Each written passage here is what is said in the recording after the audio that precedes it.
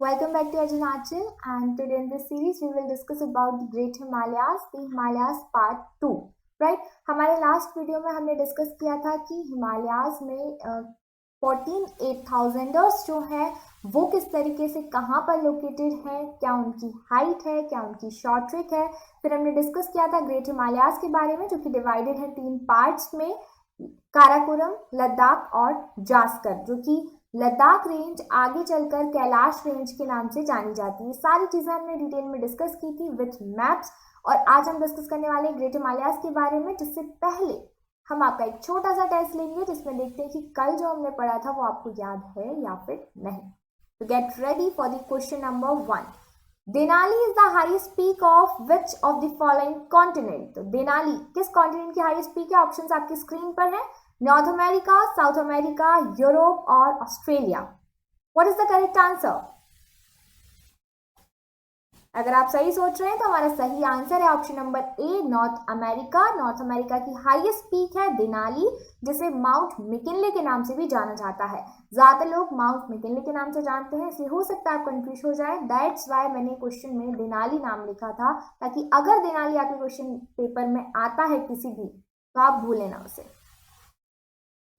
अगला क्वेश्चन हम देखते हैं। Arrange the following mountain peaks according to the increasing order of height. The options are Lhotse, K two, Annapurna and Nanga Parbat. इनको आपको एक करेक्ट सीक्वेंस में, करेक्ट ऑर्डर में लेना है। और नाउ करेक्ट ऑर्डर क्या होगा इनका, याद कीजिएगा। हमने शॉर्ट ट्रिक याद की थी। अगर आपको याद नहीं है तो हम यहाँ पर आंसर देख लेते हैं। सबसे हाईएस्ट कौन सी है? केटू, गॉड मोनास्ट्री, ये हमें पता है। टॉप 3 हमें याद थी। पहले नंबर पे हमारी थी माउंट एवरेस्ट, दूसरे नंबर पे हमारी केटू और थर्ड नंबर पे हमारी कंचनजंगा। तो केटू हाईएस्ट यानी बी सबसे पहले आएगा। इसके बाद क्या है? इसके बाद आएगा लोत्से, राइट। इसके बाद क्या आएगा? नंगा पर्वत यानी कि डी, और उसके बाद आता है हमारा अन्नपूर्णा। तो इस तरीके से करेक्ट सीक्वेंस होगा in the order of their increasing height. Short trick थी हमारी लो मा सी डी, माना, अन्ना, गाब्रोगा, शी से पंगा, राइट। तो ये हमारी शॉर्ट ट्रिक थी, और इसके अकॉर्डिंग अगर हम देखें तो इस तरीके से हमारे जो 8,000ers हैं, 14,800ers, वो हमें लर्न करनी है, राइट। तो ये इमेज है, वापस से आप याद रखिएगा, इसको वापस से देख रहे हैं हम, कल भी हमने डिस्कस किया था। आप चाहें तो इसका स्क्रीनशॉट ले सकते हैं और इसका एक प्रिंट आउट अपने स्टडी टेबल के सामने लगा सकते हैं, ताकि एटलीस्ट हम इन्हें ना भूलें किसकी हाइट कितनी है और क्या इनका करेक्ट सीक्वेंस है, राइट। क्योंकि इसमें साथ ही साथ हमारे जो दूसरे कॉन्टिनेंट्स हैं उनकी हाईएस्ट पीक भी दी हुई है, जो कि काफी ज्यादा इंपॉर्टेंट है। अगला क्वेश्चन हमारा है the highest peak of Zanskar range is. हमने देखा था ट्रांस हिमालय की हाईएस्ट पीक जो है वो केटू है।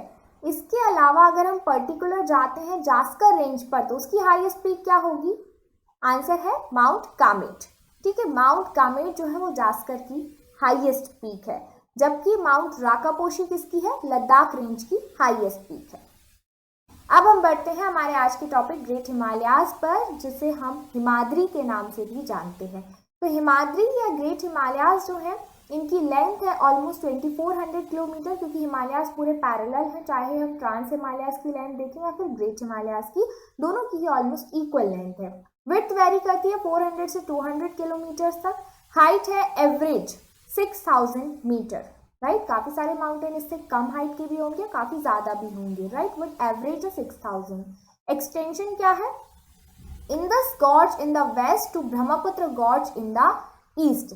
सिंटेक्शियल बेंडिंग जो शो करता है, कहां पर करेगा? याद कीजिएगा जल्दी से। यहाँ वेस्ट में आप देखेंगे नंगा पर्वत, और ईस्ट में हमारी सिंटेक्शियल बेंडिंग शो करता है नामचा बरवा पे। तो वहां से पूरा वेस्ट टू ईस्ट तक जो एक्सटेंशन है वो देखा जाता है इंदस से ब्रह्मपुत्र गॉर्ज तक। इसके अलावा हाईएस्ट पीक जो है ग्रेटर हिमालयाज की वो है माउंट एवरेस्ट, और माउंट एवरेस्ट को सागर माथा या चोमलुंगमा भी कहा जाता है। याद रखिएगा, अगर कहीं पर आपको नाम लिखा मिल जाए सागर माथा या चोमलुंगमा, तो आपको याद रखना है कि तिब्बत और चाइना का जो रीजन है वहां पर माउंट एवरेस्ट को सागर माथा या चोमलुंगमा कहा जाता है। हाईएस्ट पीक है, यानी कि माउंट एवरेस्ट ग्रेट हिमालयाज का पार्ट है। Mount Everest was first located by George Everest, इसीलिए इसका नाम माउंट एवरेस्ट रखा गया था, जो कि सर्वेयर जनरल ऑफ इंडिया थे 1841 में, और 1852 में इन्होंने ये बात प्रूव की कि जो माउंट एवरेस्ट है वो हाईएस्ट पीक है। टिग्नोमेट्रिकल सर्वे ऑफ इंडिया के द्वारा ये चीज प्रूव की गई थी। Ganga Yamuna and the tributaries originate from the middle of this range, यानी ग्रेट हिमालयाज से ही गंगा यमुना की जो ट्रिब्यूटरीज हैं वो ओरिजिनेट होती हैं। इन दिस ब्रह्मपुत्र और अलकनंदा रिवर जो है वो एंटेसिडेंट वैलीज बनाती है यहाँ पर by passing through this range. Okay, इस तरीके से आप मैप में देख सकते हैं डिटेल में। यहाँ पर आप देखेंगे सबसे पहले हमें काराकोरम, लद्दाख, जास्कर जो कि ट्रांस हिमालयाज का पार्ट है वो हमें नॉर्थ में नजर आ रहे हैं। उसके बाद जैसे ही हम इसके साउथ में जाते हैं तो एक चेन हमें नजर आ रही है जो है ग्रेट हिमालयाज की, जहां पर लोकेटेड है माउंट एवरेस्ट, कंचनजंगा, राइट, और कई सारे माउंटेन पीक्स। फिर हम बात करें इंपॉर्टेंट पीक्स कौन कौन से हैं यहाँ पर, तो कंचनजंगा है हाईएस्ट हिमालयन पीक जो कि इंडिया में लोकेटेड है, सिक्किम में, क्योंकि माउंट एवरेस्ट तो नेपाल में है। इसके अलावा नंदा देवी, अन्नपूर्णा, मकालू, धौलागिरी, कामेट, नामचा वरवा, ये सारे आपको ग्रेट हिमालयाज में इनका एक्सटेंशन देखने को मिलेगा। कुछ इंपॉर्टेंट पासेस हैं जैसे कि बुर्जिल पास, जोजिला, ये दोनों जम्मू कश्मीर में है। बड़ा लाचा, शिपकिला, रोहतांग, ये तीनों है हमारे हिमाचल प्रदेश में, याद रखिएगा। माना, नीति, लिपुलेख, कई बार एग्जाम में आया है। माना, नीति और लिपुलेख ये हमारे उत्तराखंड में है। नाथुला और जलेपला ये पासेस हैं सिक्किम में, राइट। तो ये सारे इंपॉर्टेंट पासेस है ग्रेट हिमालयाज के। ग्लेशियर्स की बात करें तो गंगोत्री, यमुनोत्री, पिंडारी और जेमू इंपॉर्टेंट ग्लेशियर्स है यहाँ पर। गंगोत्री से गंगा निकलती है और यमुनोत्री से यमुना नदी का ओरिजिन होता है, राइट। रिवर्स कौन कौन सी हैं, घाघरा, गंडक, कोसी, तीस्ता। क्योंकि गंगा की बात यहाँ पे इसलिए चल रही है कि गंगोत्री से डायरेक्ट गंगा नहीं निकलती है, गंगा की ट्रिब्यूटरीज निकलती है। फाइनली जब पांचों नदियां यहाँ पे मिलती हैं तब पंचप्रयाग बनता है और वहां से उसका नाम गंगा रखा जाता है, राइट। सेपरेशन जो है ट्रांस हिमालयाज और ग्रेटर हिमालयाज के बीच का, उसे हम इंडो सैंगपो सचर जोन कहते हैं, जो कि हम डिटेल में अभी समझने वाले हैं कि एग्जैक्टली सचर जोन होते क्या है। It contains igneous and metamorphic rocks. Igneous rocks क्यों है हिमालयाज में, ये हम पहले कई बार डिस्कस कर चुके हैं। और मेटामॉर्फिक रॉक्स काफी ज्यादा जब टेम्परेचर और प्रेशर का इफेक्ट होता है तो इग्नियस और सेडिमेंट्री रॉक्स कन्वर्ट हो जाते हैं मेटामॉर्फिक में। ग्रेनाइट और सिस्ट काफी ज्यादा अमाउंट में पाया जाता है यहाँ पर। मोस्ट कंटिन्यूस माउंटेन रेंज है इंडिया में, यानी कटी फटी बिल्कुल नहीं है, डिविजन ज्यादा नहीं है, कंटिन्यूस रेंज है ये। So finally, now here we will discuss what exactly are suture zones. Suture zones जो होते हैं वो एक लीनियर बेल्ट है इंटेंस डिफॉर्मेशन का, वेयर डिस्टिंक्ट टेरेन्स और tectonic units with different plate tectonic, metamorphic and paleogeographic histories joined together.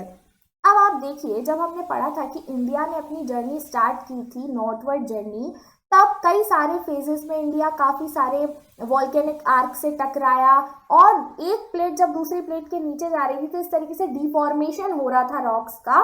तो उसी जोन को हम सचर जोन बोलते हैं, जब दो अलग अलग प्लेट जिनकी दो अलग हिस्ट्री है, अलग कैरेक्टरिस्टिक है, अलग प्लेट टेक्टोनिक है, जब दो अलग अलग तरीके की प्लेट्स जहां पर टकरा के डिफॉर्म हो रही होती हैं, इस पूरे एरिया को, इस डिफॉर्मेशन वाले एरिया को हम सचर जोन बोलते हैं। और इसी तरीके से ग्रेट हिमालयाज और ट्रांस हिमालय के बीच में जो प्लेट टेक्टोनिक इवेंट है, जो लाइन बनी हुई है, दोनों की डिफरेंस जो बॉर्डर लाइन है, उसे हम इंडो सैंगपो सचर जोन के नाम से जानते हैं। These zones also provide the only record of deep oceanic crust and of ancient seafloor process for roughly the first 90% of Earth history. सबसे ज़्यादा अगर कोई रिसर्च की जाती है प्लेट टेक्टोनिक्स इवेंट पर तो ये हिमालय के सचर जोन्स पर ही की जाती है, क्योंकि यहाँ पे हमें काफ़ी सारे एविडेंसेस मिलते हैं कि जो प्लेट्स डिफॉर्म हो रही हैं तो हमें काफ़ी डेप्थ तक के यहाँ पर रॉक्स के कैरेक्टरिस्टिक्स देखने को मिल जाते हैं। ओशनिक क्रस्ट के बारे में जानने को मिलता है, क्योंकि दोनों ही अलग अलग प्लेट्स यहाँ पर आकर मिली, राइट, एक दूसरे के अंदर सबमर्ज हो गई है, राइट, सबडक्ट हो गई। तो इस तरीके से ये जो स्टडी पॉइंट ऑफ व्यू है जियोलॉजिकल इवेंट्स का, उसके लिए भी काफ़ी इंपॉर्टेंट होते हैं सचर जोन्स। ये आप देखेंगे ITSZ यानी इंडो सैंगपो सचर जोन यहाँ पर है, राइट, नज़र आ रहा होगा आपको ब्लैक कलर से, ठीक है। तो ये हमारा ट्रांस हिमालय और ग्रेट हिमालयाज के बीच में लाई करता है, राइट, ये देख सकते हैं आप। सचल जोन किस तरीके से बन रहा है। दो अलग अलग हिमालयाज के बीच में आपको नजर आ रहा है ITSZ यानी इंडो सैंको सचल जोन। यहाँ पर जो रॉक्स है उनका डिफॉर्मेशन हो रहा है, प्लेट्स का सबडक्शन हो रहा है। दोनों ही प्लेट बाउंड्रीज के अलग कैरेक्टरिस्टिक्स हैं, अपनी खूबियां हैं, लेकिन जब दोनों मिलती हैं तो यहाँ से किस तरीके के टेक्टोनिक इवेंट्स होते हैं, कैसे रॉक्स होते हैं, काफी सारे एविडेंसेस हमें देखने को मिलते हैं। So all this is today we will discuss. Today we have discussed about the Great Himalayas, right?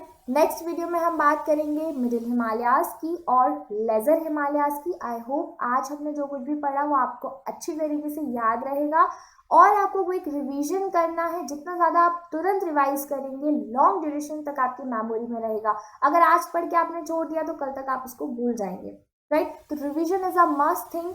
Map को, एटलस को आप साथ में लेकर बैठिए जब भी आप रिवाइज कर रहे हैं, जब भी आप पढ़ रहे हैं, ताकि आपको आसपास की और चीज़ों की लोकेलिटी भी क्लियर हो सके, right? Thank you so much guys and stay connected with एजुनाचल।